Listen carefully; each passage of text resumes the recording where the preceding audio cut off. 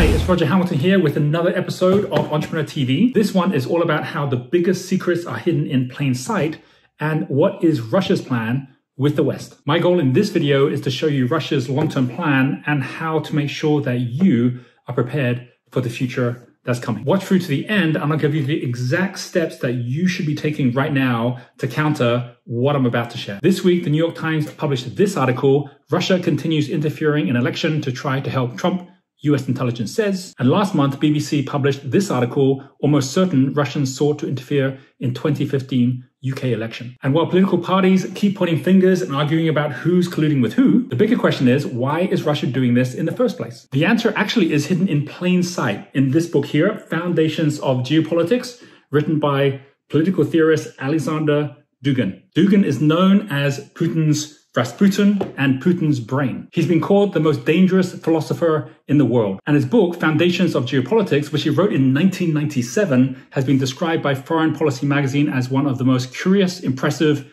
and terrifying books to come out of Russia. It's known as Putin's playbook, and it predicts every one of his major moves he's made in the last 20 years. If we in the West had taken the book seriously, we could have predicted and potentially prevented every one of Putin's moves. And in this video, you're going to see exactly what his next moves are going to be. So here's Dugin's and Putin's master plan in a nutshell. In his book, Dugin divides the world into the land powers, which is Eurasia, and the sea powers, which is the Atlantices. The Atlantices are made up of the US and the UK, and Eurasia is made up of Europe and the old Soviet Union. This is literally the same Eurasia that George Orwell wrote about in 1984. In his book, Dugin lays out the game plan of how Eurasia can dominate over the Atlantices with the 3Ds: deception, destabilization, and disinformation. There's 5 steps in the plan, and like I said earlier, Dugin wrote this book in 1997. Putin came into power in 1999, and every one of these 5 steps either has happened or is in the process of happening now. Step 1 is to invade Georgia, which then gives Russia access to the Black Sea. Step 2 is to annex Crimea and then control Ukraine, giving it better access to Europe. Step 3 is to separate Great Britain from Europe. Step 4 is to sow division and chaos into the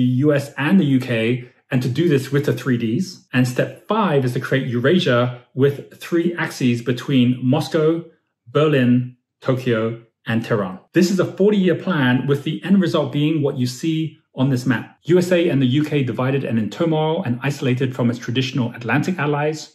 Turkey and China divided and in turmoil, with Moscow as the center of Eurasia, and allies with Germany, Iran, India, and Japan, giving Eurasia sea access north, south, east, and west. And this 40-year timeline is now linked to Putin's reign. This July, he won a landslide vote, which extends his reign all the way to 2036. That's 40 years after Dugin's book. And to put that in perspective, that is 10 US election cycles. So this puts us just over halfway on a 40-year plan, where at the moment, he is ahead of schedule. Okay, so at this point, you're likely to be thinking, wait, there is a 40-year plan that was written 23 years ago. It's got specific steps and even maps that show us exactly what Putin's going to do at every step of the way. And he's doing it. Why isn't anyone doing anything about this? And that's a pretty fair question to ask. And at the end of this video, I'll give you my reason as to why this is. But first, here's the unbelievable story of just how much progress he's made on this world domination to-do list. Step 1, invading Georgia. This happened in 2008. As you can see in this map, Putin's focus was on Russia getting access to the Black Sea. The result of the Georgia conflict was that Russia ended up declaring both South Ossetia and also Abkhazia, which has got a coastline with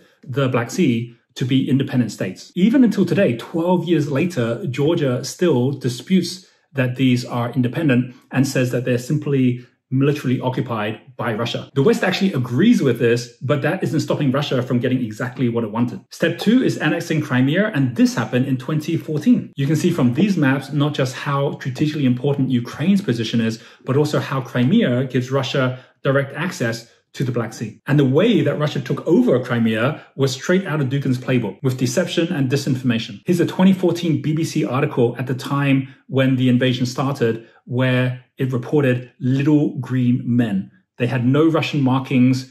They denied they were from Russia, and even Putin in the article was denying that they were Russian. And here's a 2015 BBC article, which was after a year from that first article, and when the invasion was complete, And this is when Putin finally admitted and said, yep, actually, they were Russian all along. This time, the world didn't just not recognize Crimea as being part of Russia, they actually booted Russia out of the G7. And again, that has not stopped Russia from getting exactly what it wanted. Today, Russia's main Navy base is in Crimea, and the conflict with Ukraine has been going on for the last decade, with Russia looking to take over without a war. From this month, for Ukraine, endless Putin means endless hybrid war. Russian officials have recently stated that they hope to distribute up to 1 million passports in eastern Ukraine by the end of 2020. This will transform the occupied zone into a passport protectorate. Effectively, it's Russia saying that we're going to take over Ukraine by stealth. So how about step number 3? This is to separate Britain from Europe, which would have been unheard of back in the year 2000. But it's now close to completion, with Britain voting to leave the EU in 2016, and it's actually happened as of January this year. This step Dugin calls the strategy of the anaconda. He says to induce the anaconda to release its grip on the coastline of Eurasia,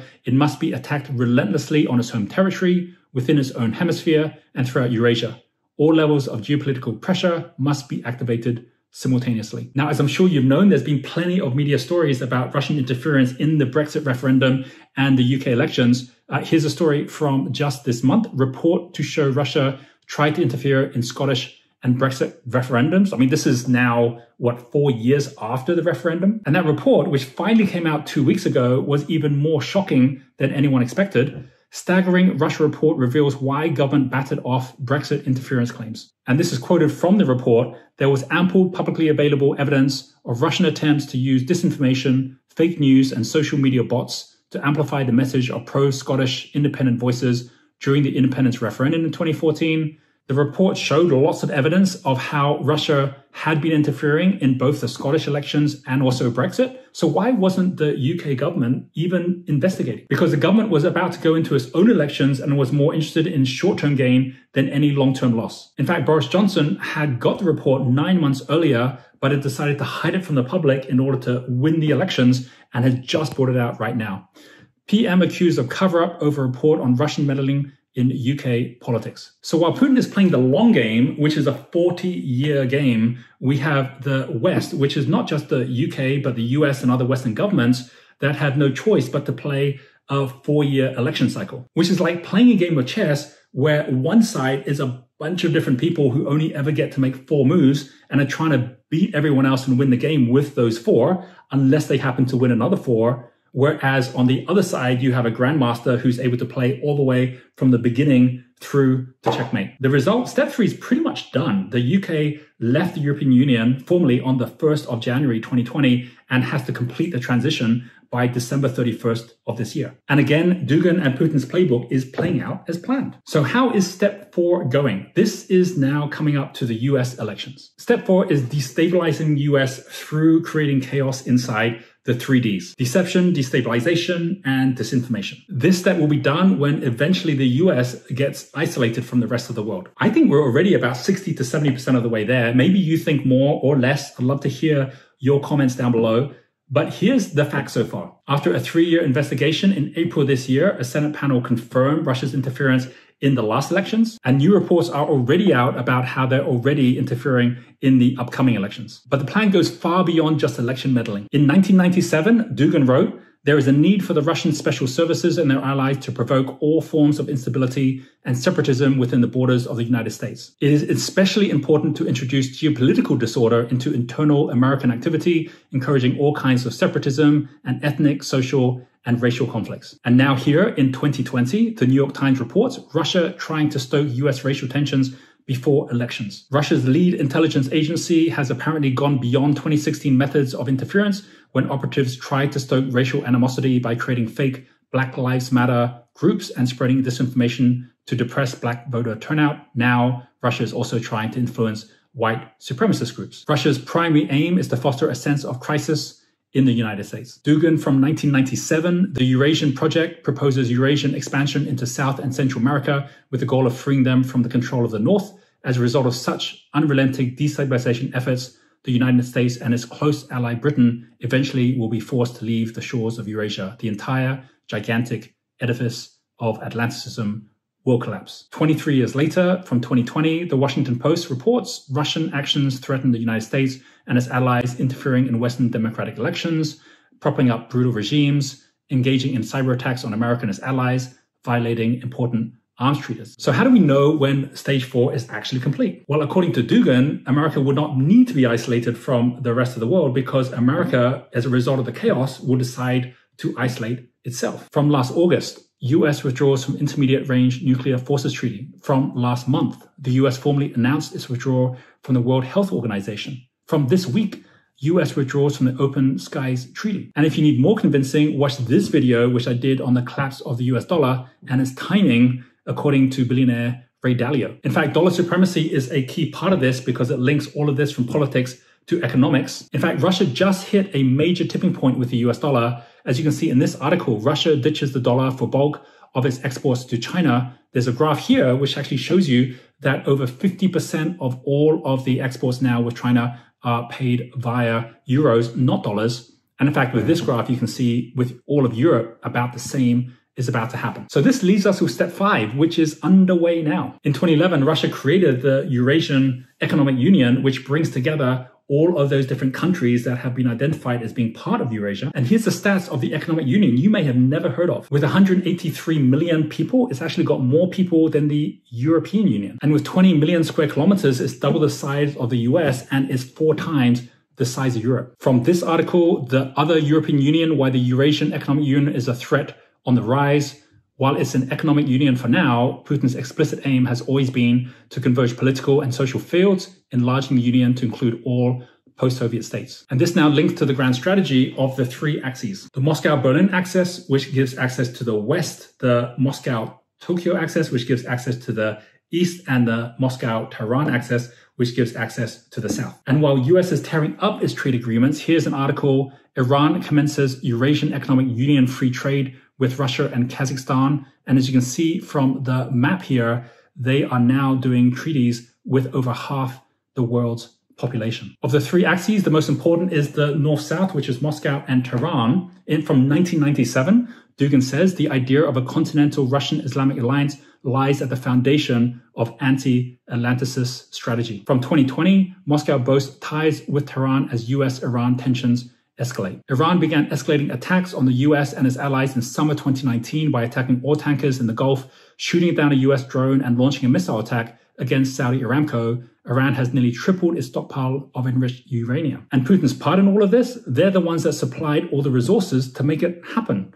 Russia agreed to construct Iran's nuclear reactor plant, sold Iran the S-300 missile defense system, and signed a reported $10 billion military deal, including helicopters, planes, and artillery systems. Again, this is a 20-year plan in the making. Back to Dugin. In relation to the South, the geopolitical axis of history, Russia has only one imperative: geopolitical expansion to the shores of the Indian Ocean. Having received geopolitical access in the first place, naval bases on the Iranian shores, Eurasia will enjoy full security from the strategy of the Anaconda Ring. Okay, so you get the idea. This is not some crazy conspiracy theory. This is a documented plan which is playing out in real time. So the 3 big questions I'm going to answer now. What comes next? Why isn't anyone doing anything about this? And what can you do about it? So first, what comes next? Expect the chaos in the US is going to keep on growing and that the government will self-isolate even further. And unless the US does something about it, it will lose its dominance as the leading country in the world, while Russia denies at every step it had anything to do with it. In the meantime, Russia will keep on building its partnerships and you'll see Eurasia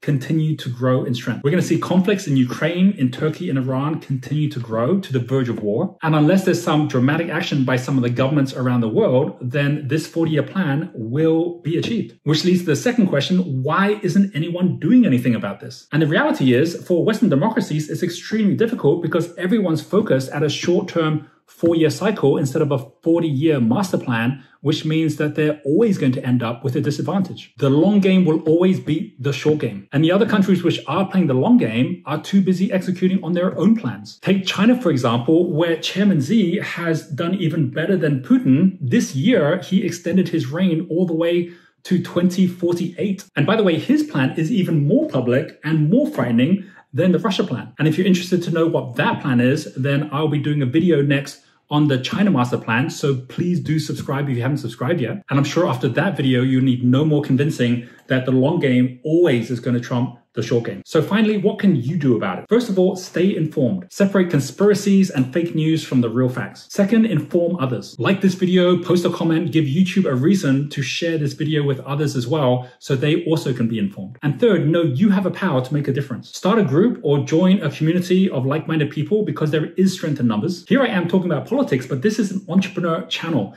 And the reason we're talking about this is because entrepreneurs are not hobbled by a 4-year election cycle. We are able to play the long game. In fact, it's entrepreneurs which are ahead of governments right now in the space race, in artificial intelligence, in all of the cutting edge technologies. We're not trapped by politics or popularity votes. And all the videos I'm going to be posting through this crisis are about how you play the long game. Because right now, the plans of others which have been hiding in plain sight are clearer to us than ever. And that's not because they've become more visible. It's just because we've slowed down enough to notice them. So put your own 40-year plan together and remember Leonardo da Vinci's quote, everything is connected to everything else. You just need the eyes to see. I hope you found this video useful. If you have, please give it a like, add it to your playlist, and leave a comment for me down below. As always, I'll be reading all of the comments and replying where I can. Thank you so much for watching, and I look forward to seeing you next week, where I'll be sharing all about Chairman Xi's China plan.